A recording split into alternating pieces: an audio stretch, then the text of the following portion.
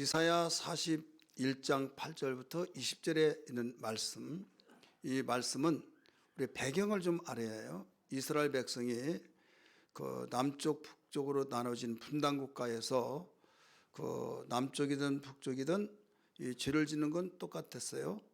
근데 이 죄를 짓는 것은 뭐가 똑같느냐? 하나님과 점점 멀어지면서 우상을 가까이 하고 하나님이 가장 싫어하는 우상 숭배, 그리고 자기 이무도로 살려고 했던 그때 이사야 선지자는 외치면서 하나님께 돌아오라, 돌아오라 수없이 이야기를 했습니다.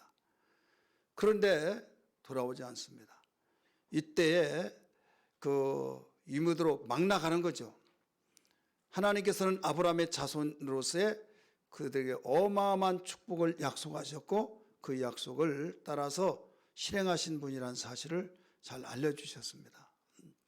그런데 문제는 뭐냐면 그 하나님 뜻대로 그 가운데서도 잘 하나님 말씀을 지키고 하나님 뜻대로 살려고 하는 사람들이 있어요.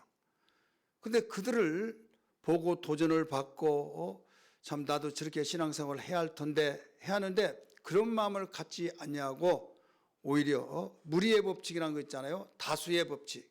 많은 사람이 소수 사람을 지배하고 와 해가지고 그 온전한 사람을 덩신으로 만들어버리는 그런 그때나 지금이나 앞으로도 이건 계속 진행될 것입니다. 그런 습관에 의해서 하나님 뜻대로 잘 살려고 하는 사람들이 너무나도 힘든 거예요. 여러분 어느 시대고 이런 시대가 계속되었습니다.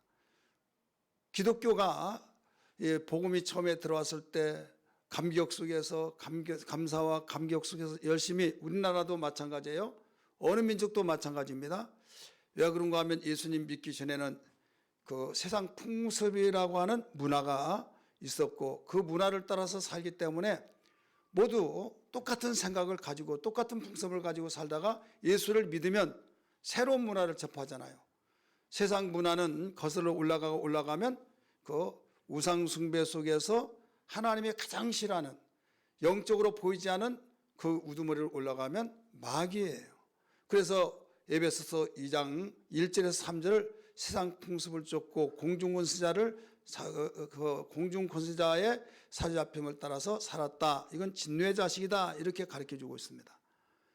그런데 이 세상 그런 풍습을 따라 살다가 예수를 믿으면 내가 잘못 살았구나.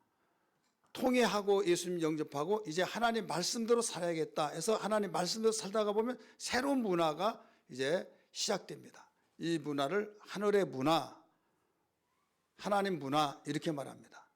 그래서 이것을 우리가 종교적으로 말하면 기독교 문화 이렇게 말해요. 그렇게 살아야 하는데 숫자가 적다가 보니까 저 사람들 이상한 사람이 하면서 손가락질하고 너무 거기에 빠졌느니 미쳤느니 막 하면서 하면서 죄인 아닌 죄금 취급을 받으면서 생활한 거예요. 그러니까 사회생활하는데 힘들잖아요. 그래서 제가 어렸을 때 성경책을 제대로 가지고 다니지를 못했어요. 그래서 이렇게 끼고 가다가 어디 가냐고 하면 저기 간다고 이렇게까지 했다 이거죠. 근데 숫자가 많아지면서 기독교가 막 1000만 이렇게 됐을 때는 당당하게 끼고 교회 가자고 하고 전도도 하고 그때는 선교사들에 의해서만 전도가 되고 예수 믿는 사람이 전도하는 건 목숨 내놓고 그 전도하는 시대였어요. 마찬가지예요. 유대 땅에서도 하나님을 잘 섬기려고 했던 사람들이 똑같이 하나님 섬긴 유대교니까 잘 믿어야하는데 자기를 합리화시키기 위해서 계속적으로 잘 믿는 사람을 비판하고 조롱하고 그리고 얼마나 마음이 상처가 클 거예요. 그래서 눈물로 밤을 새우고 시편 기자가 고백했듯이 내가 눈물로 음식을 삼나이다 그랬지 않습니까? 이때 하나님이 이사야 선지자를 통해서 위로하시고 또 약속하시고 격려했었던 말씀이 이사야 41장의 말씀입니다. 기독교 2000년의 역사 속에서 그 똑같은 일은 아니지만 각자의 정말 힘들고 지치고 절망과 좌절 속에 있을 때 위로의 격려의 말씀이 41장 이사야 41장을 통해서 큰 힘이 되고 위로 격려가 되었다는 것을 우리는 부인할 수가 없습니다. 초대교회 성도들은 뼈를 깎고 또 가죽을 비끼고 톱으로써 나무 토막슬을 썰고 사자의 밥이 되게 하고 목을 참새으로 도끼로 쳐서 끊어버리고 별의별 일들을 다 당하면서 예수 믿었다 이거죠. 그럴 때 당한 사람도 당한 사람이면 보는 사람이 야 교회 나가면 우리 저렇게 죽어 막 그런 가운데서도 끝까지 신앙을 지키면서 오히려 복음을 증거하는 사람이 있더라 이거죠. 이때 하나님은 그들에게 격려하고 그들에게 위로하고 또 이들은 이 성경 말씀을 41장을 보면서 하나님은 약속하셨다. 우리에게 약속하신 우리는 망하지 않는다. 우리는 복받은 사람이다. 하나님 우리의 영의 아버지시다. 이런 확신을 가지고 신앙생활을 했다. 이런 말씀입니다. 사랑하는 성도들이요. 우리는 새해를 첫 주를 마치고 이제 지나서 두 번째 주를 맞이합니다. 매년 새해를 맞이하면 자기의 간절한 소원, 바람이 있어요. 간절한 바람이 있어서 믿지 않은 사람들은 해돋이를 가서 내 소원이 이렇습니다 해서 소원을 내놓고 빌기도 하고 예수 믿는 사람은 송구 영신 예배를 통해서 한 해를 마무리하고 한 해를 하나님의 비전을 가지고 결단하고 고백하면서 새롭게 다짐하면서 시작하는 이런 삶. 그러나 알아야 할 것이 이렇게 이 바람을 가지고 움직이고 있지만은 세상의 모든 그 비전은 안 가진 것보다 좋지만 될 수도 있고 안 될 수도 있고 그래서 되는 사람은 야 이렇게 하니까 되더라 해서 비전을 막 불러일으켜 줍니다. 나도 비전을 가지고 왜 안 되냐? 그러니까 뭐가 분석해보면 잘못됐기 때문이다. 그러지만은 그 사람이 그때는 되는데 몇 년 지나서는 자기도 또 안 되더라 이거죠. 그래서 운이 맞았다. 운이 바로 와야 된다. 이렇게 말을 하기도 하지 않습니까? 그러므로 우리는 여기서 무엇을 가르치고 있느냐? 하나님의 비전을 가져야 된다 이거죠. 하나님의 비전은 하나님의 약속입니다. 천지가 변할지라도 없어지지 않은 약속인 걸 믿기 바랍니다. 우리가 믿는 하나님은 변치 않은 불변의 하나님이신 걸 믿기 바랍니다. 말라기 3장 6절의 말씀 보니까 여호와는 변하지 아니하시나니 라고 말씀했잖아요. 민수기 23장 19절에서도 말씀하시기를 하나님은 사람이 아니시니 거짓말을 하지 않고 인생도 아니시니 후회가 없다라고 말씀하셨어요.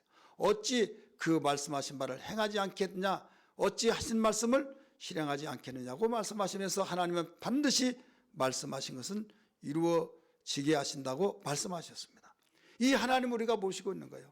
이 하나님을 모시고 우리가 신앙생활을 하면서 성경에 기록된 하나님의 말씀을 통해서 우리는 아무리 절망스러운 환경, 아무리 주변에서 다수의 무리의 법칙 속에서 고립되어서 힘들어서 참 마음 상처도 있고 절망과 좌절 속에 있을지라도 하나님이 역사를 주관하시고 역사를 이끄시고 생사복을 주관하시는 복의 근원 되신 하나님이 내 아버지다. 이걸 생각할 때 여러분 다른 것이 다 들려지면 절망과 좌절에 나를 시리에 빠지도록 절망의 늪에 빠지도록 억누르는 것이 나에게 보여지면 일어나지 못합니다. 그러나 그 속에서도 하나님을 바라보면서 하나님이 나의 아버지가 되시고 나를 끄집어내신다는 약속을 붙잡고 나간다고 한다면 샘이 솟아 넘칠 줄 믿습니다. 왜? 하나님의 약속은 반드시 이루어지기 때문입니다. 그러므로 어떤 일이 있더라도 우리는 하나님의 말씀을 의지하면서 약속을 바라보면서 소망이 생겨야 될 줄 믿습니다. 소망 중에 즐거워하고 절망 중에 또 소망을 갖고 또 여러 가지 늪에서 좌절된다 할지라도 정신을 바짝 차리고 하나님은 나를 지키시고 나를 돌보시고 나에게 이루의 말씀을 이렇게 말씀하셨다. 나를 붙들으신 분이라고 말씀하셨다. 이 사실을 확실히 믿고 금년 새해를 통해서 2023년 우리가 날마다 달마다 우리가 1년 송구영신 예배 드릴 때 하나님께 영광되어지는 감사의 간증거리들이 풍성해지기를 주 여러분 축복합니다. 그러려면 어떻게 하느냐? 바로 하나님께서 우리에게 약속하신 걸 알아야 된다 이거죠. 이사야 41장 오늘 읽었던 말씀 전체 다 나와 있지만은 간단하게 정리해서 말씀을 드린다고 한다면 오늘 여기에서 두 가지로 말씀을 드리려고 그래요. 어떤 약속을 우리에게 주셨느냐?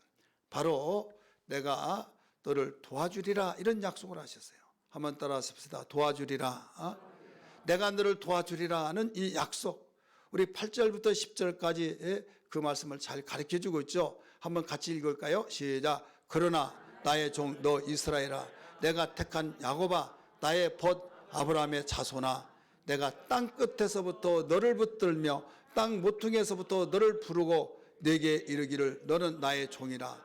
내가 너를 택하고 싫어하여 버리지 아니하였느라. 아멘.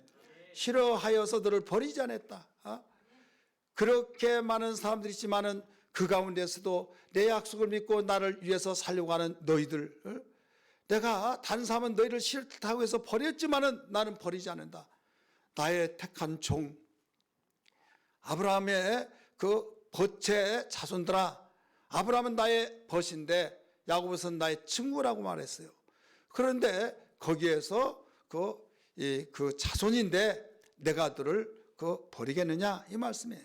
8절 다시 한번 보겠습니다. 그러나 나의 종 너 아브라함, 네가 이스라엘아, 내가 택한 야곱아, 나의 벗 아브라함의 자손아. 아브라함의 자손이란 그 핵심을 더 가르쳐 준 것은 아브라함의 자손은 반드시 하나님의 약속이 있다 이거죠. 따라서 합시다. 약속이 있다. 그 약속이 유효하다 이거예요. 그 약속이 계속 진행 중에 있다 이거죠. 그렇기 때문에 현재 상황 보지 말고 내 약속을 믿으라, 이걸 가르쳐 주셨어요. 여러분, 이스라엘 백성 하나님의 뜻대로 살려고 한 사람이 다수의 무리의 법칙을 통해서 어마어마한 정말 초라한 것을 우리가 볼 수 있었는데, 오늘 본 말씀 특별히 14절 한번 보세요. 우리 개혁성경에서는 지렁이 같은 자라고 그랬어요. 근데 여기서는 버러지 같은 너 야곱아 이렇게 나오죠. 사람을 사람 취급하지 않냐고 똑같은 하나님을 섬긴다고 하더니 하나님 섬겼던 자들이 핍박하는데 육신의 생각과 조상의 하나님을 섬기지 않냐고 우상을 섬기고 그 강대국들과 야합하고, 그래서 그들 의지하고 그들의 강한 제국의 하나가 되어서 그들이 좋아하는 우상, 그들이 좋아하는 신, 그들을 섬기는 조건으로 이런 상호 불가 침입을 하지 않겠다고는 죄악을 맺었다 이거죠.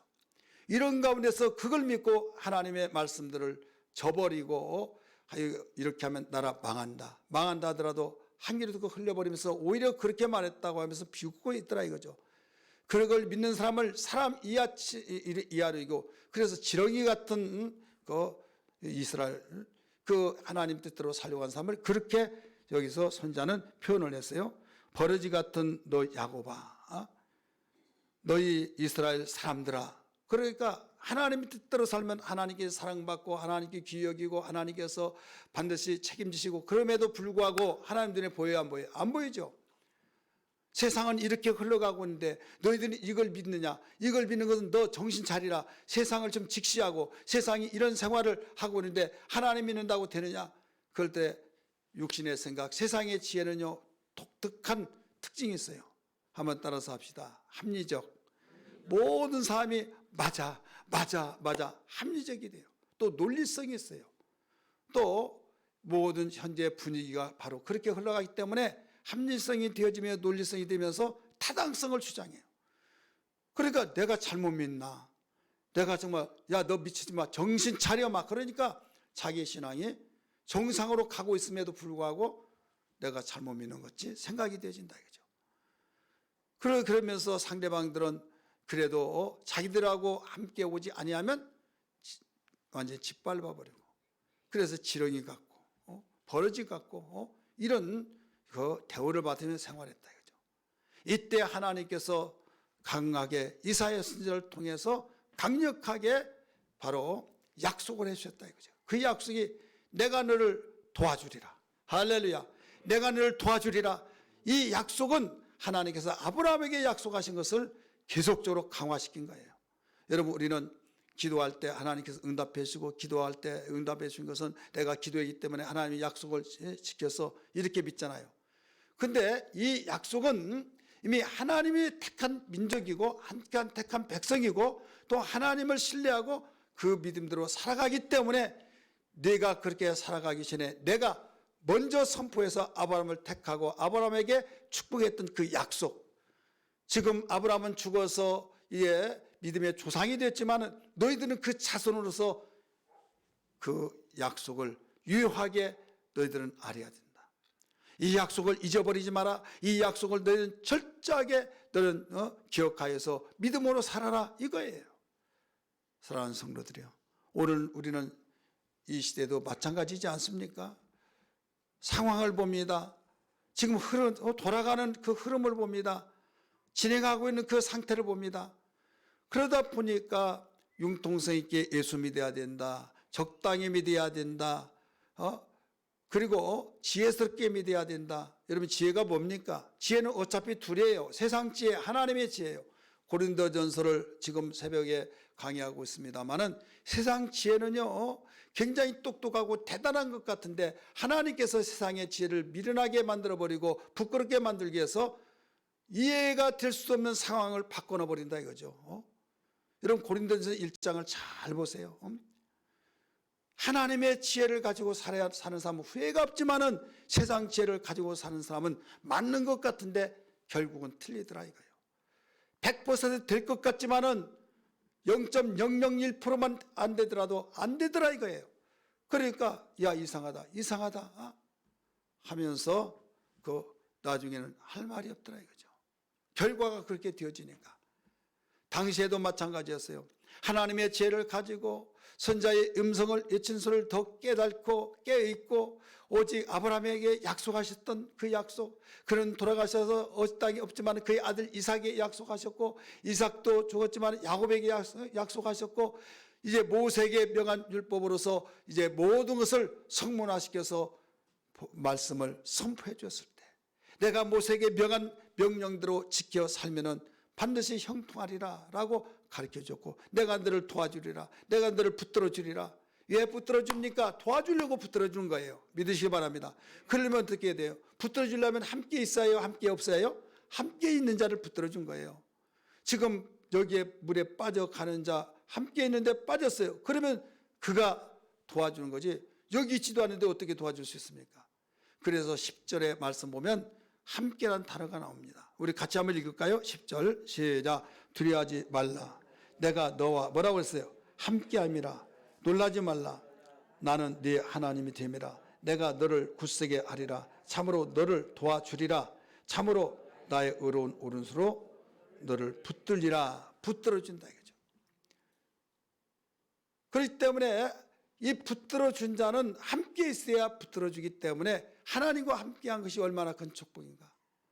여러분, 예수님이 하늘로 승천하시면서 볼지어다 내가 세상 끝날까지 너희와 항상 함께 있으리라 말씀했지 않습니까? 우리는 그냥 함께한다 보니까 추상적으로 이론적으로 생각합니다. 함께가 그렇게 큰 축복인 것을 알지 못한 것이 많아요.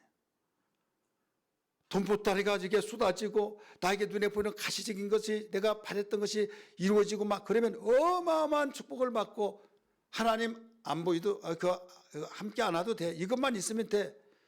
그럼 하나님께서 이렇게 축복하셨다. 그때는 또 하나님을 찾아요. 그러다가 하나님이 있기는 어디 있냐고 하다가 또 어디에서 빰 맞고 어디에서 화풀이 한다고 하는 말이 있듯이, 전에는 하나님 어디 있냐고 하더니 하나님이 왜 이렇게 놨더냐고 또 이렇게 또 말을 한다 이거죠. 알다가도 모르죠. 왔다 갔다 하죠. 정신이 일관성이 없죠. 하나님이 이걸 다 아신다 이거죠. 여러분, 하나님이 생사복을 주장하시는 분, 주관하신 분이고 복에 거느리신 것을 믿으시면 아멘 하십시다. 역사를 이끌어 가신 분이라는 걸 믿으시면 아멘 하십시다. 이걸 아는 사람은 내가 하나님과 함께한 것이 얼마나 큰 축복인가 알 수 있어요. 당신의 제자들을 모든 걸 저버리고 고기 잡는 어부에게 넌 나를 따르라, 세관의 자를 나를 따르라, 다 나를 따라간 사람이 백수를 부르는 것이 아니에요. 열심히 그 처소에서 일을 했던 사람을 예수님 불렀어요. 나중에 죽어서 하늘로 승천하실 때 그들에게, 그분은 천지를 창조하신 분이기 때문에 생금, 더 나아가서 아무리 잘랐으면 다시 그만큼 잘랐으는 만큼 남고, 아무리 써도 남고, 삽다 과복의 기름을 아무리 여러분 따라 붙더라도 또 그대로 있던 것처럼, 여러분 얼마든지 그런 일을 할 수 있어요, 없어요? 있죠.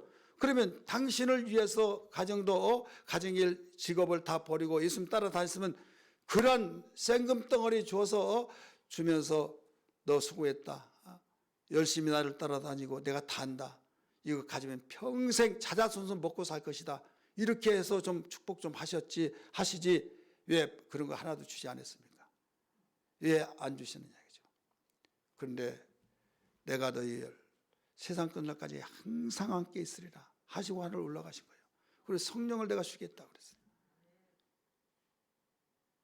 왜 그랬습니까? 아무리 그런 금덩어리랄지라도 도둑질해서 가버리면 없어져요. 그러나 누가 가지고 가려고 하면 뺏어갈 수도 없어요. 하나님이 내 안에 계신데 어떻게 여러분 하나님 뺏어갈 수 있어요? 갈 수가 없잖아요. 그래서 하나님이 함께하는 것이 가장 큰 축복이라는 것을 우리 믿는 사람들은 여기 계시면 확실하게 믿어야 될 줄 믿습니다. 오늘 예배하는 모든 성도들 이 확신을 가지시면서 시편 기자가 시편 73편 28절에 하나님을 가까이함이 내게 복이라. 하나님을 가까이함이 내게 복이라는 그 사실은 그냥 나온 것이 아니다 이거죠. 땅에서도 하늘에서도 어디에서도 내가 사모할 자는 하나님밖에 없다라고 말했어요. 그 이전에는 깨닫지 못했을 때는 실망했던 사람입니다.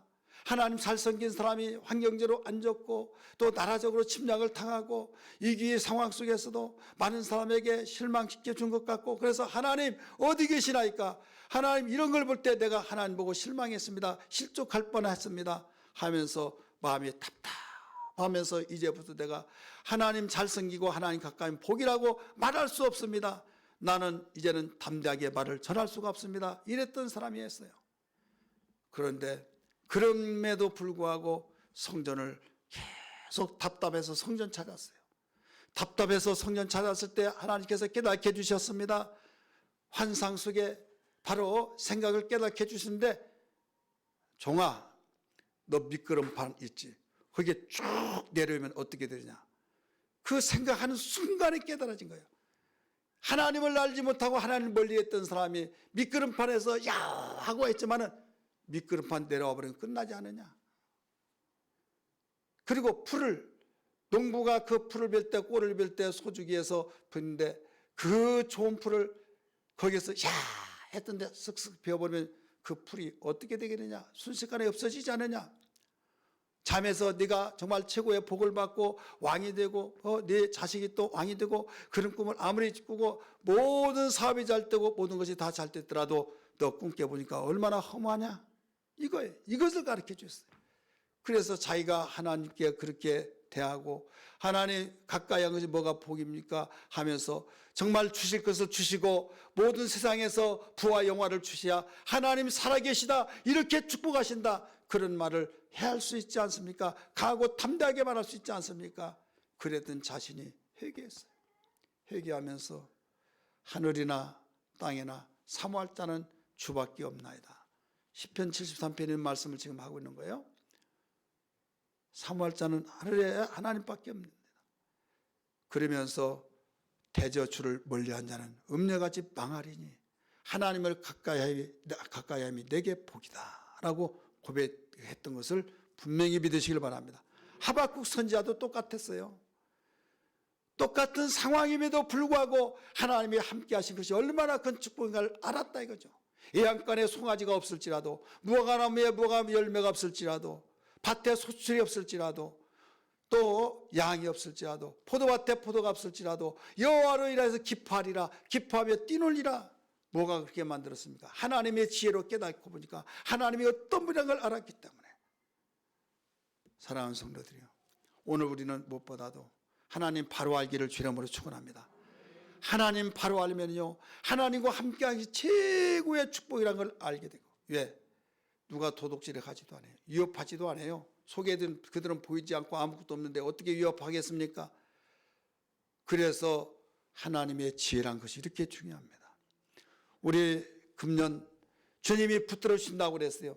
붙들어 주신 이유는 도와주기 위해서 붙들어 주시고 도와주려면 함께 있어야겠고 그렇기 때문에 두려워하지 말라, 놀라지 말라, 강하고 담대하라. 우리 그런 마음의 자세를 가지고 살아가야 할 줄 믿습니다. 여러분 환경은 너무 중요합니다만은 환경이 나를 이끌어가는 사람이 있고 우리 신앙이 나를 이끌어가는 사람이 있어요. 하나님께서는 당신을 믿는 믿음으로서 이끌림 바 되어져서 생활하기를 원하시고 있는 걸 믿기 바랍니다. 환경을 따라서 가는 사람은 예수님 믿지 아니한 사람이에요.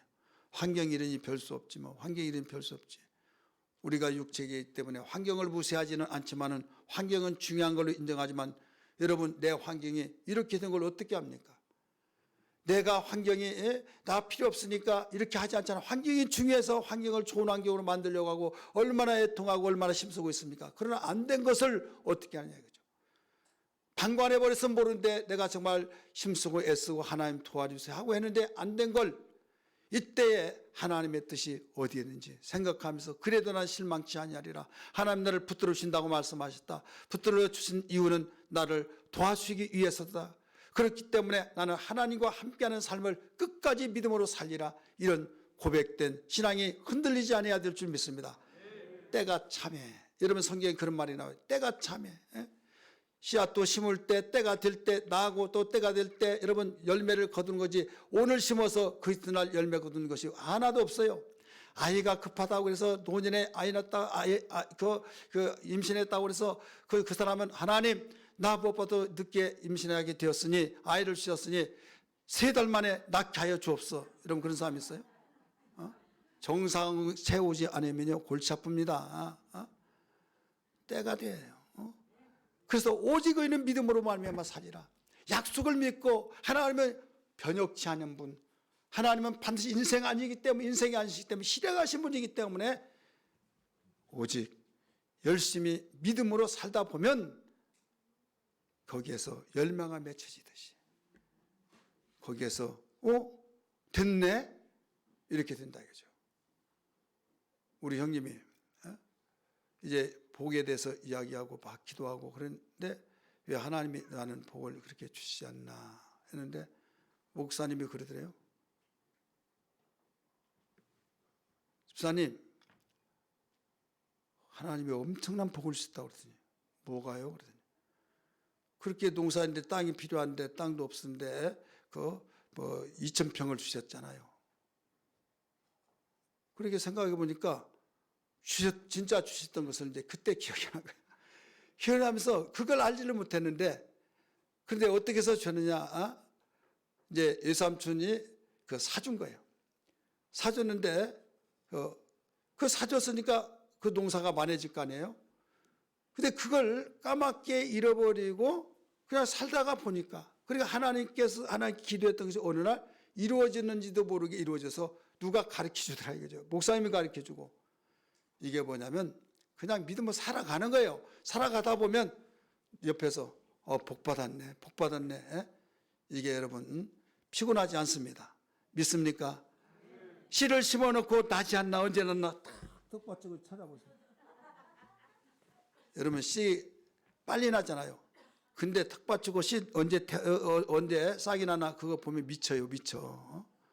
전화할 때 1시간 여러분 전화한 거 금방 지나가죠.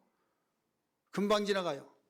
그런데 여러분이 시계 보고 1시간 기다려 보세요. 1시간은 고사하고 여러분 2, 3분만 기다려도 완전히 열불이나 열불. 똑딱똑딱 하면서 60분만 들어도 1분이 되는데 그것도 힘들어요. 그것도요. 그래서 오죽하면 성경은 믿음으로 살아라, 믿음으로 살아라 그랬어요. 여러분 꼭 하나님의 약속 믿고 내가 너를 도와주리라, 이 약속 믿기를 바랍니다. 어떤 상황이든지 환경 따라서 보지 말고, 아무리 기도했더라도 아무리 하나님 뜻대로 살려고 하더라도 똑같다. 나는 하나님이 안 사랑한가 봐, 나는 버렸나 봐. 나는 하나님께서 다른 사람은 응답도 잘 주시고 도와주시고 축복을 받고 행복하게 정말 보여지게 일하는데 나는 왜 이렇게 하면서 계속적으로 누구는 잘 뜨고 나는 이렇게 비교한다면 초라해지잖아요. 비교하면. 그렇게 보지 마시고 나는 하나님이잖아요. 할렐루야. 하나님이 나를 도와주리라고 약속하셨다. 도와주기 위해서 붙들어 주시고 도와주기 위해서 함께 하시고, 그래서 강하고 담대하라, 두려워하지 말아라, 놀라지 말아라, 내가 의로운 오른손은 너를 붙들어 주리라 말씀했잖아요. 너 버려지겠다고 그렇게 대우를 받고 짓밟혀지고 그랬지만은 내가 붙들어 줘. 또 13절에 가르쳐 줬잖아요. 13절 같이 한번 볼까요? 13절, 이는 나 여호와 너희 하나님이 네 오른손을 붙들고 네게 이르기를 두려워하지 말라, 내가 너를 도우리라 할 것임이라. 버러지 같은 너 야곱아, 너희 이스라엘 사람들아, 두려워하지 말라. 나 여호와가 말하노라, 내가 너를 도울 것이라. 네 구속자는 이스라엘의 거룩한 이니라. 아멘. 꼭 꼭 말씀 의지하시고 약속 믿고 나가기를 바랍니다. 마지막으로 풍성하게 하시는 축복입니다. 풍성하게 하는 축복. 여러분, 하나님은 그냥 인색해가지고 조금만 준 것이 아니라 풍성하게, 목적이 풍성한 거예요. 풍성한 축복을 약속하시는데요, 17절에서 20절까지 말씀 보면 사막이 되어지고 강물이 없고 목마르고 더 나가서 가련하고 물을 구하더라도 없어서 갈증을 느끼고 혀가 바삭바삭 타게 되고, 그래서 그런 힘든 가운데서도 하나님은 말씀하셨어요. 그들에게 응답하겠고 나 이스라엘의 하나님 그들을 버리지 아니할 것이다. 그런 상황이 있더라도 절망의 상태가 있을 수밖에 없는, 물이 없어요. 입이 타요. 가난하고 가련하고 마실 물이 없고 버러지같이 대우받고, 그러더라도 내가 너 응답해 줄게. 너 기도하면 응답해 주고요. 내가 약속한 거 다 지켜 행해 줄게 하면서 너 버리지 않는다 말씀하셨으니 절대 우리 가정 버리지 않는다. 절대 우리 사업 버리지 않는다. 절대 우리 자녀 지금 속을 썩인 딸들 버려지지 않는다 믿으시길 바랍니다. 여러분이 지금 불통으로 나간 것 같은 그런 사건도 절대 버려지지 않는다는 것을 믿으시면 아멘 하시기를 바랍니다. 할렐루야. 풍성하게 하나님께서 축복할 것을 약속하셨다는 것을 믿기 바랍니다. 산에는 뭐가 있어요? 나무가 있어야죠. 나무가 없어요. 벌거벗어요. 그래서 참 삭막합니다. 그 내용이 그 뒤에 나오죠. 우리 성경 한번 볼까요? 18절 시작.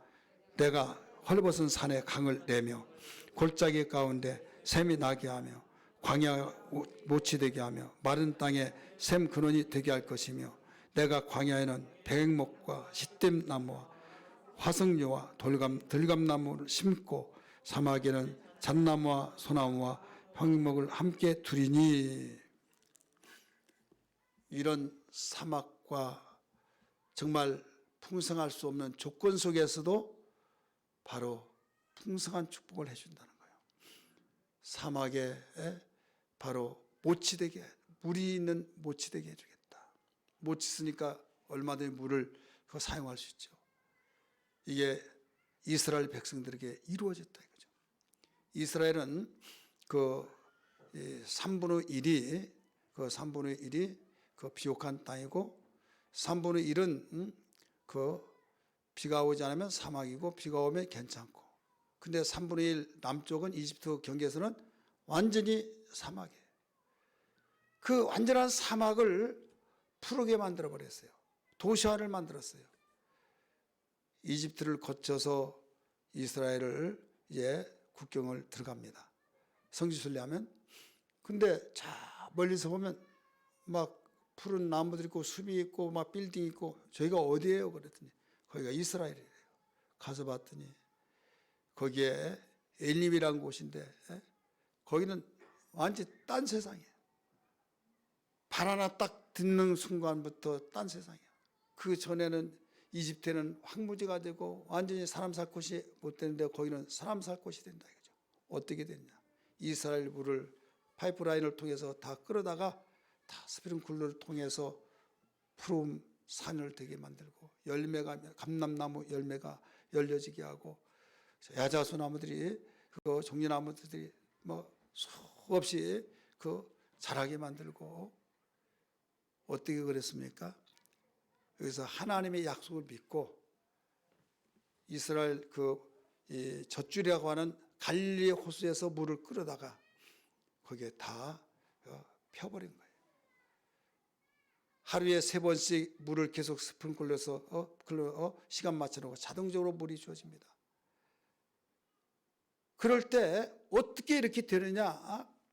다른 사람들은 그걸 해결할 수 없지만은 하나님이 우리에게 약속하셨다. 그 약속을 믿고 행한 거예요.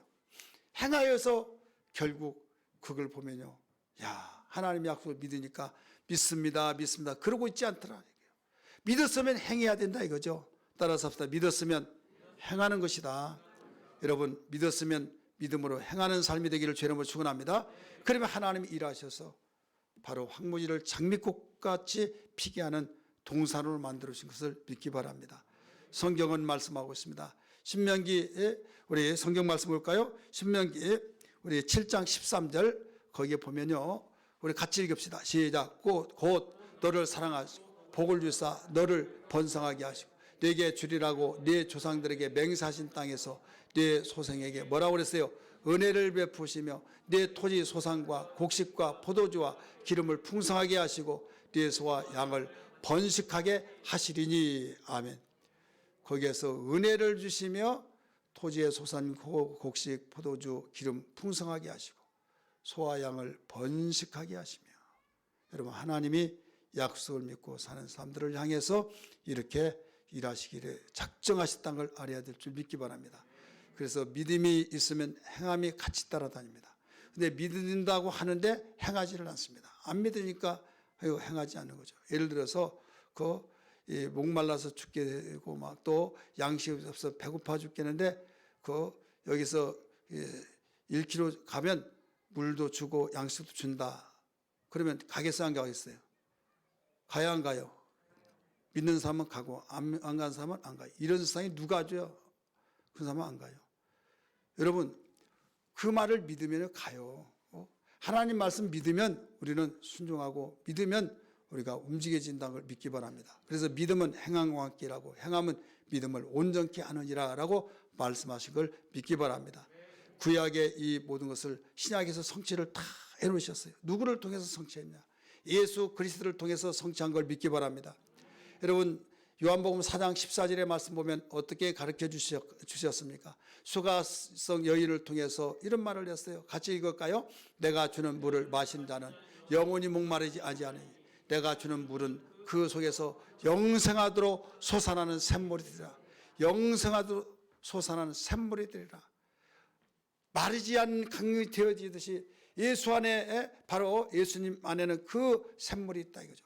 그분을 마음속에 모신 사람에게는 바로 이런 생명수가 있고, 생수가 마르지 않듯이 우리에게 어떤 환경 속에서도 믿음으로 감사와 찬양하며 믿음으로 움직이기 때문에 믿음대로 되어짐으로 결과가 달라지더라는 것을 믿으시기를 바랍니다. 초막절 여러분 마지막 날에 또 외쳤습니다. 요한복음 7장 37절 38절에서도 가르쳐 주었습니다. 명절 끝날 곧 큰 날에 예수께서 서서 외쳐 이르시되 누구든지 목마르거든 내게로 와서 마시라. 나를 믿는 자는 성경에 이런 것과 같이 그 배에서 생명의 강이, 생수의 강이 흘러나리라. 생수의 강이 흘러나리라. 여러분 예수 잘 믿는 것이 복이라는 걸 믿기 바랍니다.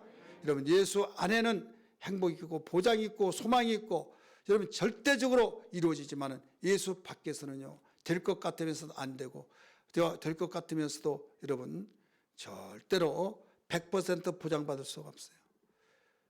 100%까지 보장받을 수가 없다.